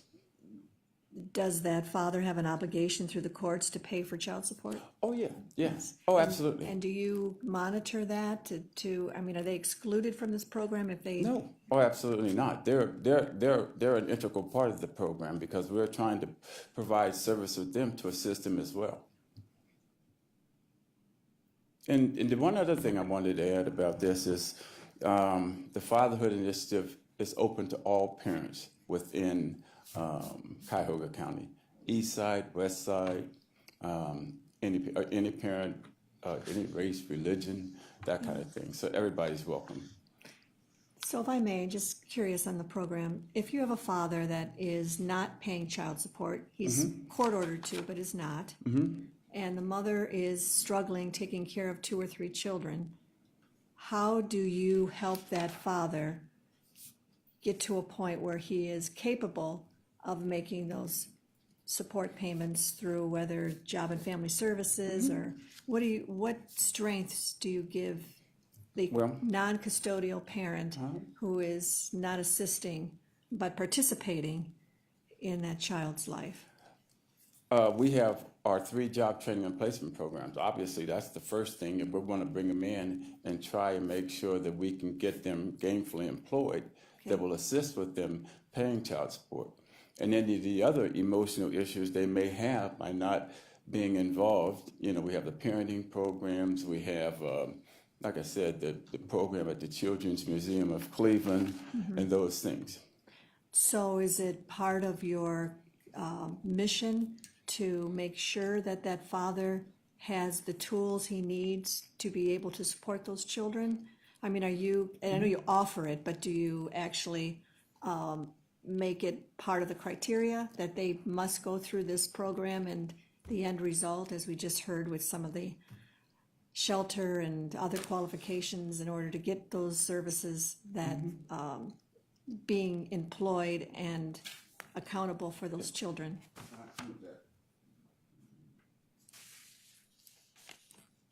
Absolutely. And the reason that I indicated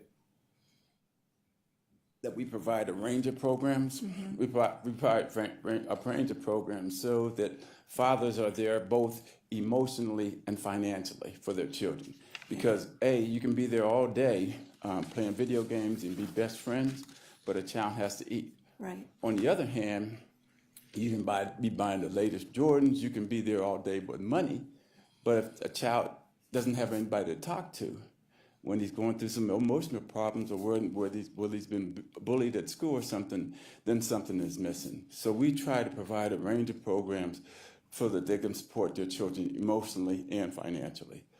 Okay, how successful are you? I think we've been very successful. On both fronts? On both I would fronts. think that perhaps on the support front you would be, but how about on the financial front? Have you been pretty successful in? Yeah, I mean, we have a high rate of employment each of our programs has goals that they have to meet, especially our job rating programs. The number of folks that are enrolled, the number of folks who are placed, and the number of folks who get jobs. So they're all meeting those particular goals. They are. All right, thank you, thank you. Okay, Director, I wanted to ask a question in terms of moving this item forward. You stated earlier at the beginning of your presentation that there will be 3 additional providers that will be offered. Did you feel it was I take it that they're going to be part of the fatherhood program? Yeah, they're all part of the program. What there is Should there we were, save this and when it, well, I thought, so they'll all line up together? It's up to you. no. Initially, yeah, that's the way we were going to do it initially. And we thought that they were going to wait and put all 11 contracts on the council agenda at the same time. But the clerk's office decided to move these 8 forward. And then you'll see that when you get the agenda for the November 27th, there'll be 3 additional contracts. But our goal is to make sure that we have all 11 approved by the end of the year. Right. So the next committee meeting would be December 5th. So Correct. what I'm saying is we could just do 3 readings and save this for the next, and then they would all go together. I don't know if that would make it more convenient, then that way the timing adds up for all of them. Or Well, we could do second reading suspension and pass these. I guess we would probably prefer to do that in the event that something else happens. You know what I mean? Okay. Something else would occur, then we have these done, and then we'll do the other 3. And hopefully, if we have the December 5th meeting for the ones that are on We the will. 27th, then we God can. willing. Yeah, then we can get the other 3. We'll still have time to get those done by the end of the year. All right, can I have a motion to move this to the full council for second reading suspension? So moved. Is there a second? Second. Moved and seconded. All in favor say aye. Aye. All right, Thank you very much. you're welcome. Next item into the record, please, Madam Clerk. Resolution number 2018-0239, authorizing an amendment to contract number CE 1700281 with Mental Health Services for Homeless Person, Inc., doing business as Frontline Service for temporary housing for single adults and youth for the period 1/1/2018 to December 31st, 2018, to extend the time period to December 31st, 2019, and for additional funds in the amount not to exceed $1,422,993. Good afternoon, Ruth Gillette, still morning, Office of Homeless Services. This contract is being amended. It was initially awarded through an RFP process to Mental Health Services doing business as Frontline Service. North Point was a motel. It's been utilized since 2007 as a temporary housing for single adults. There are 80 units that can accommodate 160 people. Over the last couple of years, the population there has been adjusted to include 50 youth, ages 18 to 24, male and female, and also single adults, male and female. The focus of North Point has always been more on individuals who are homeless who are more interested in working, and the goal has been to connect them with employment and housing as quickly as possible. The building is owned by the City of Cleveland. The City of Cleveland provides funding, some funding for services there. Most of the funding for services has been provided through the Health and Human Services levy. Through the 2018 budget process, Council approved an increase of $200,000 in the base amount, and that was specifically to increase security in the building and services that were targeted for youth, case management, and clinical services for the youth. LaTanya Murray is here and has additional information around data and outcomes if you have additional questions. Director, could you please provide the committee with the funding amounts the City of Cleveland puts in and the specific programs? Has there been some thought to go to them to ask them for increase? I'm sure there's increases needed. We gave it last time, but have you had conversations with them? To the chair, so they have increased their funding to accommodate the youth. They just made an award out of their Emergency Solutions Grant this year. The program Frontline also does its own fundraising for the program. They applied to the state for their Housing Trust Fund dollars and receive an allocation of a couple $100,000 a year. Frontline continues to do other fundraising efforts related to providing services there. Sisters of Charity Foundation has provided some funding, again, targeting the youth services. So, yeah, we are trying to look to other resources. Okay.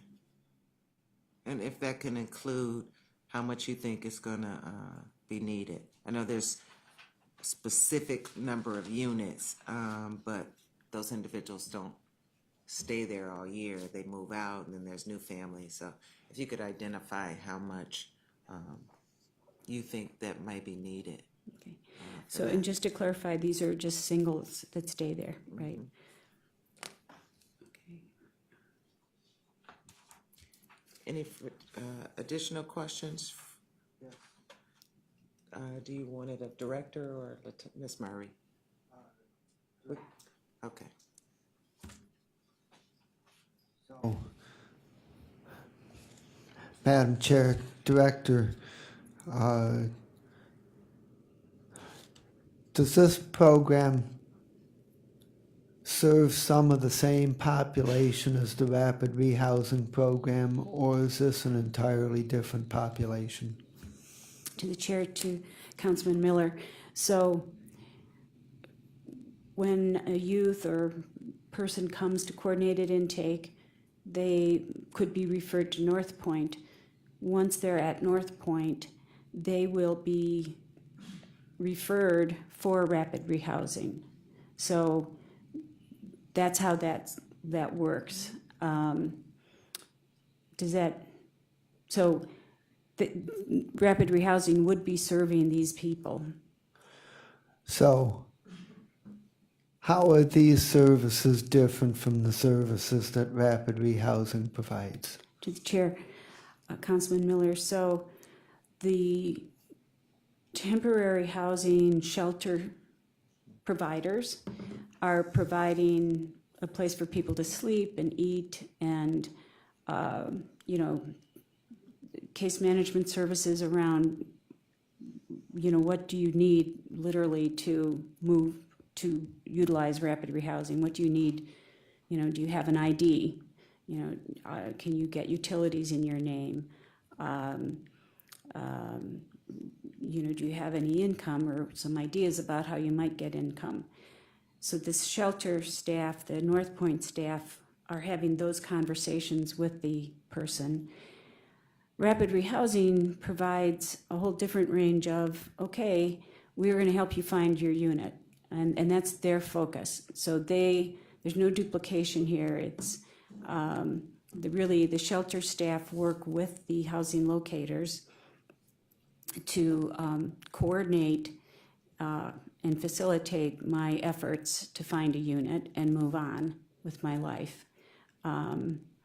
So really, the North Point staff is kind of, providing that temporary place while I regroup and get it together to find a unit, and rapid rehousing is helping me find the unit and then taking me forward. So, what percentage of people in shelter go straight from shelter to units, and what percent of people go from shelter to North Point and then to units? To the chair, to Councilman Miller, we call North Point temporary housing, but you could really call all shelter temporary housing, so essentially they're the same. So someone who comes into North Point is coming from coordinated entry. So in other words, if they may, because it's singles, if I'm someone who, let's say I'm a single woman and I have employment, but I lost my housing, I would be initially probably sent to Norma Hare. But when there were an opening at North Point, I might be referred over there. But essentially, the services are the same for single adults. They're enhanced if you're a youth. Do some go from coordinated intake straight to North Point and don't go to Norma here at all? To the chair, to Councilman Miller, that could happen with youth. It doesn't usually happen with other single adults. I can confirm that with Latanya, but my understanding that's the case. And what's the capacity at North Point? 160 people. 160? Yes, sir. And does most of the $1,422,933 go toward maintaining those 160 units and providing that temporary housing service? To the chair, to Councilman Miller, I can send you the budget, but it covers staffing more than, and some operational aspects of the building, but primarily staffing, food, security, utilities. And does it include any money for services to the residents, such as counseling, assistance in finding housing, employment services, etc.? To the chair, to Councilman Miller, yes. That is what the case management services focus on. Okay, thanks. Any other further questions? Councilwoman Baker? So if North Point has single adults and young adults primarily in this housing, single adults with no children primarily qualified for the Medicaid expansion. So do most of these adults have the Medicaid services perhaps that they didn't have before? To the chair, to Councilwoman Baker, yes. Again, that's an objective of the case management staff if someone hasn't been enrolled to, help them get enrolled. If I may, would you also say that the North Point location focusing on single adults and young adults would be the highest probable group of people that could be employed? To the chair and Councilwoman Baker, yes. That had been the sort of focus when the city partnered with the county to have that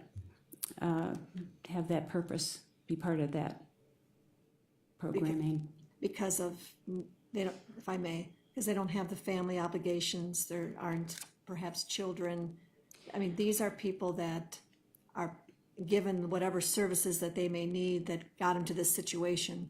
They also are probably the most likely to give services and be employable. Is that To the kind chair, of the thought of the North Point? to Councilwoman Baker, yes.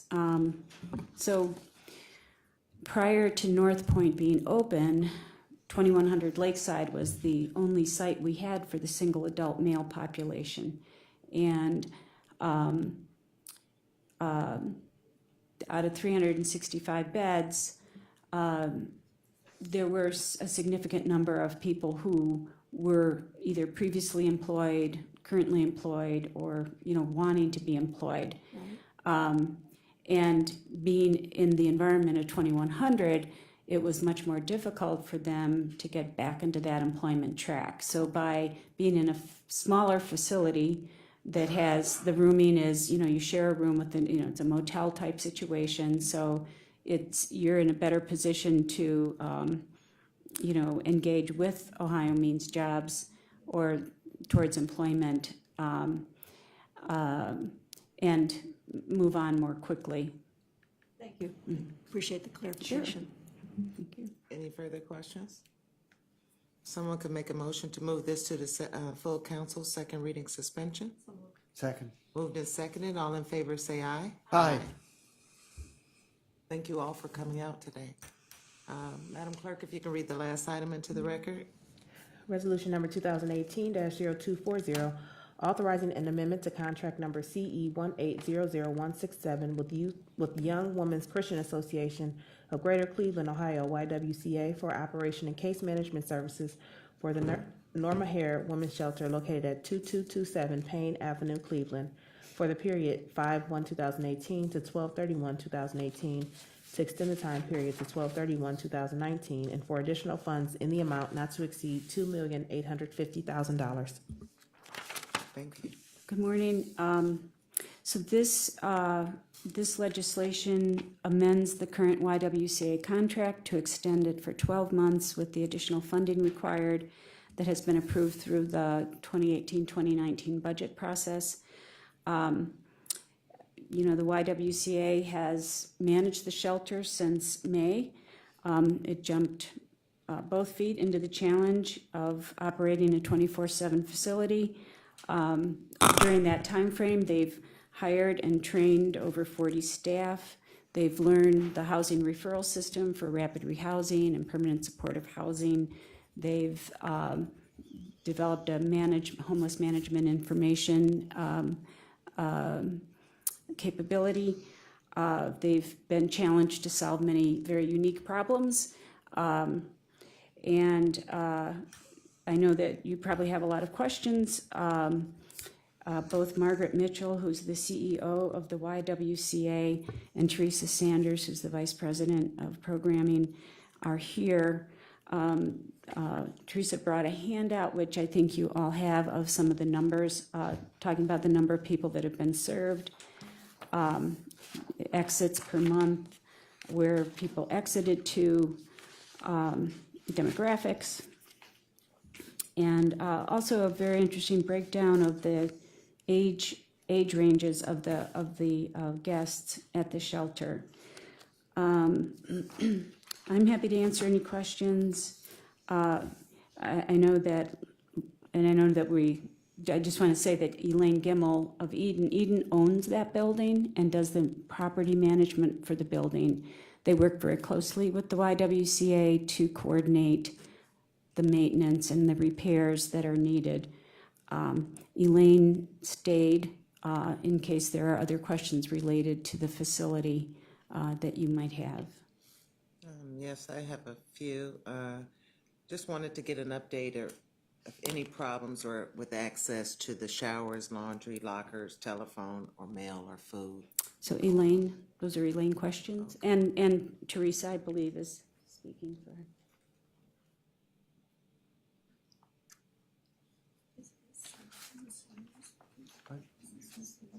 Yes, it is. Good morning again. I don't believe that there is not access to the showers or anything else, lockers. I think that the census has been quite high there, and probably Teresa can speak better to that. I mean, there are ongoing challenges with Norma Hare and the maintenance of it. We do have a full-time maintenance technician on site and somebody on call 24 hours a day. We have a cleaning company there 7 days a week, 8 hours a day. But I mean, the number of people there and just the age of the building, even with the two significant investments and renovations in 2010, and then I think 2 years ago when we did another round of renovations, I mean, we continue to face challenges. So we do have somebody responding, but there's always going to be issues that come up ongoing in that building, and I think we do the best we can. We do communicate with the YW staff ongoing. Like I said, we have staff on site there, and then we do have, anytime there's a problem problem, they email us. We have ongoing meetings, and then I know that I do give a monthly report, a work order report, to the Office of Homeless Services. That was one of the requirements that Ruth had for us, to make sure that she was getting a monthly report of the work orders that we are encountering on site at the shelter. What's the age of the building? Ooh. I don't know that offhand. Okay, you can get it back to us. And you may have been here earlier when there was a complaint or a suggestion about the leaking. Could you tell us about the leaking that's going on? I was not aware of the leak. I emailed our Director of Construction and Facilities to find out what happened, because I was not aware of that. I'm not sure if that's coming from the bathrooms. I know Lou said it was on the first floor of the 2219 side, and so it could be coming from the bathroom. I don't think it would be coming from the roof, but I'm not sure what the source is or the status is, but I will find that out and get back to you. Okay, and I think my other three questions would probably be for Margaret about Cleveland Mediation Center. She would answer that, right? And then the people exiting and programming activities being utilized. So, Margaret, if you could come up.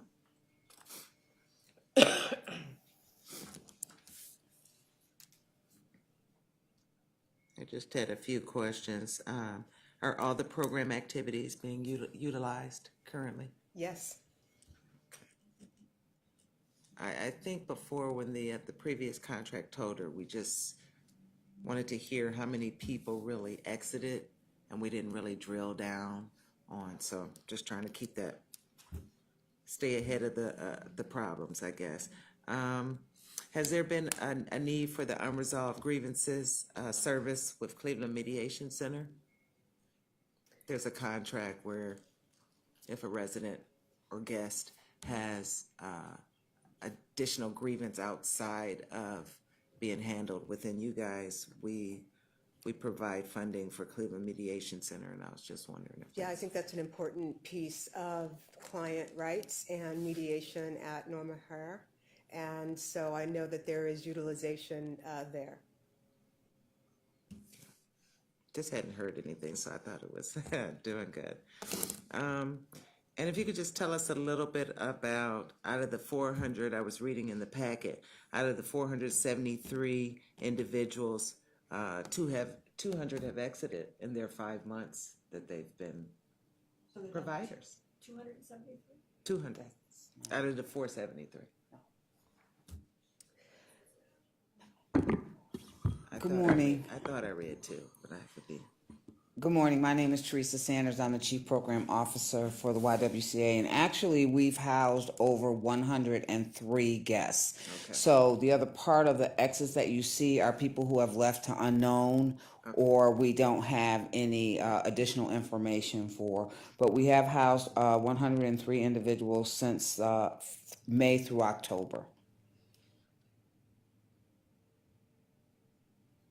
Any questions from the committee? Sure. Councilman Miller, then Baker, then Brown.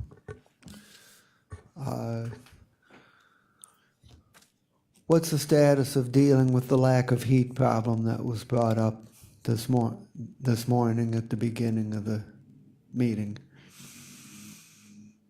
That's actually a question for Eden, but I can tell you that we do supply them with work orders frequently, and that they're very responsive and on site to address those issues. But Elaine, if you want to say something.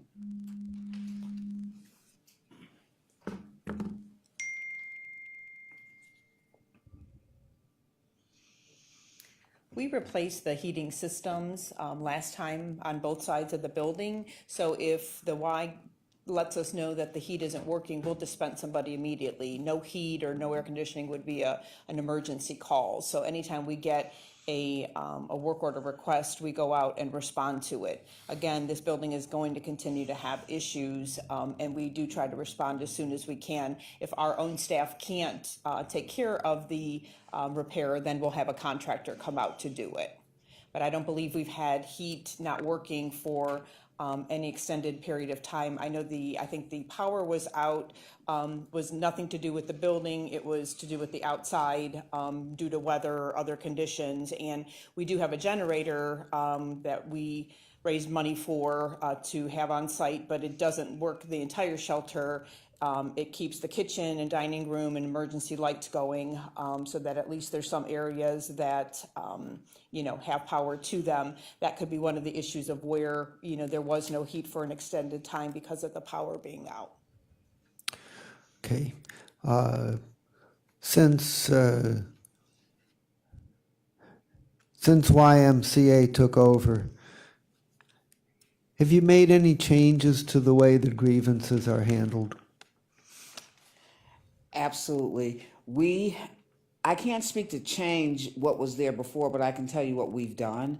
So we have on site in the women's shelter, we have a staff person identified who is not a program person to manage the grievances immediately as they arise. We're able to address those typically within about 48 hours. If resolution is not met at that stage of the process, then the grievances are referred over to the YWCA and reviewed by a client's rights person. Mediation with the guest is scheduled so that we can work through grievances very quickly and efficiently. How many grievances do you get in an average week? In an average week, we typically get about 65 to 70 grievances. And about 40% of those are managed on site before they don't even have to come over to the YWCA client's rights. We track all of the grievances, we track outcome, we track resolution. We are able to tell at what point resolution occurred. So we're more than happy to share that data with you. We have some reports available. I was actually just looking at to talk about the total number of grievances, what the outcome was, and at what stage resolution occurred. And what is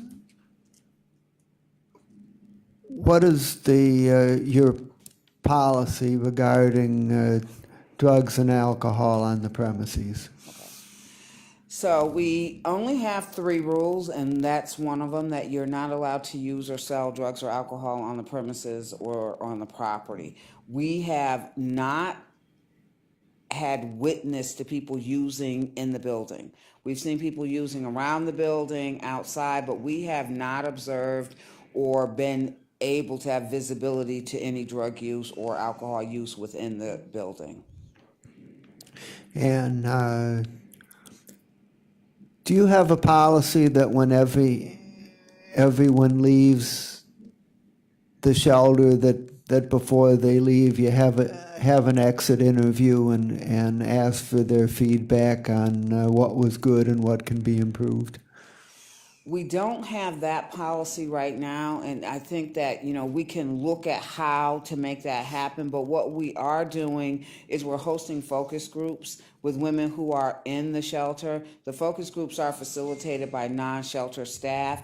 We started out doing a focus group every 30 days, and now we're doing them quarterly so that we can get feedback from guests around corrective action processes and changes within the program. And what's the bed capacity of the shelter? I believe we have 193 beds. Am I correct? I want to say it's 170 beds. We have 170 beds and an additional 50 to 60 mats. And how many are you currently operating at? Are you operating at full capacity on beds plus mats? Or Yes. We're operating at full capacity on beds. We're typically, the low end for us for the last several months has been about 200. The highest that we've experienced since we've operated has been about 230. That was a one-time. I'm not sure what the issue was that drove that, but that was a one-time anomaly. And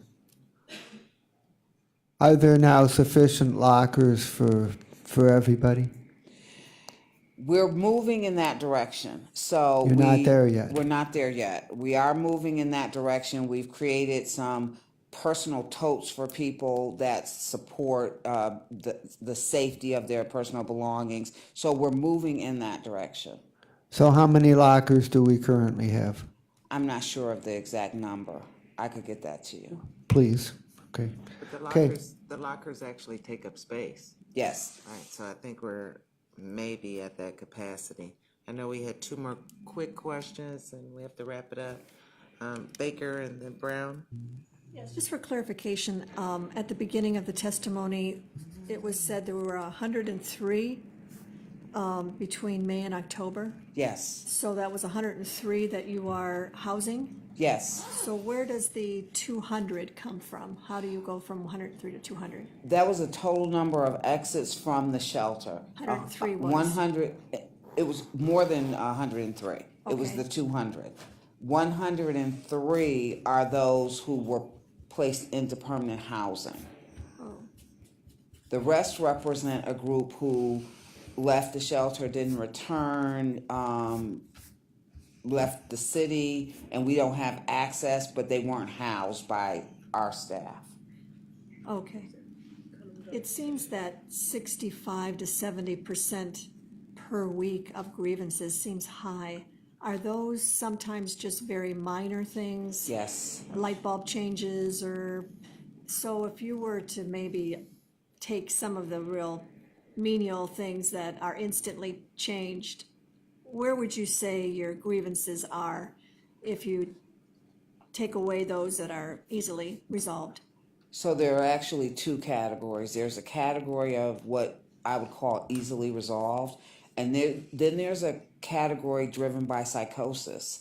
So if you remove those two elements, I think that what we're looking at on average would be about 20 to 25. And that is exactly how we manage them. You can almost tell the clinical folks are able to have a discerning eye to be able to read and categorize. So we do some of that, but yeah. Okay, so 20 to 25 grievances per week. Yes. Are those that are Truly investigated and truly are resolvable most times through mediation. It is typically around how people feel they've been treated by staff. That is a huge one. So we're very invested in ongoing training and helping people to understand what a trauma-informed approach looks like. And so that would be where most of it is, or it's a grievance that's about a guest against another guest. for the short-term nature of this facility, that still seems high, because you have a turnover of people that this is only, for how long is the typical stay?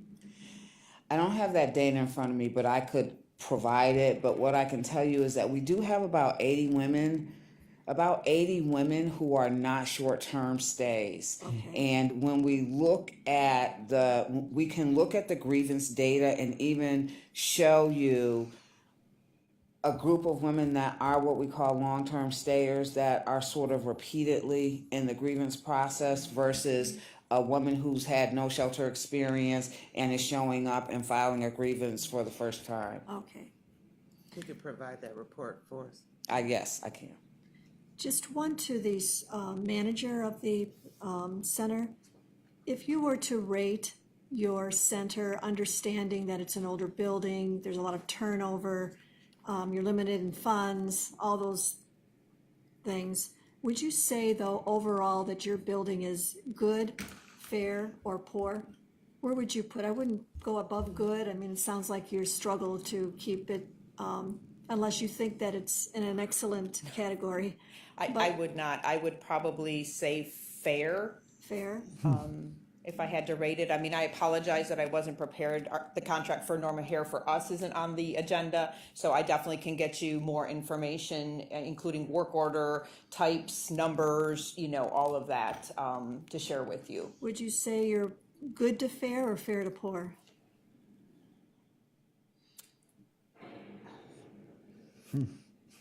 That's a good question. I mean, I wouldn't say good, but I wouldn't say poor. I mean, I think that, again, we do the best we can. We try to have it be decent, safe, and habitable. But, again, there are issues that continue to come up, even after doing renovations. So, It's a very good building. I think why I say that is because you see the staff on site, the level of attention to the work orders, the access 24 hours a day. I mean, it's an ongoing, it's an aging building, but there is a very strong investment in trying to keep up and maintain the building, and I think that is what makes the building good. I guess I would, given all that and all the efforts and, like I said, lack of money, and after all that, at the end of the day, is it still good to fair or fair to poor? I mean, are you accomplishing for all your good efforts to maintain a good, clean, inhabitable building that should maybe reduce some of the grievances that you're dealing with? I just wondered where you're at, and if there's, if we should consider, I hate to say it, more resources, but if in fact you're just spinning and not able to overcome to get yourself out of the fair category. I wanted to ask the person who was actually there and in the trenches trying to keep this building habitable. yeah, I mean, the county has increased our allocation for the building.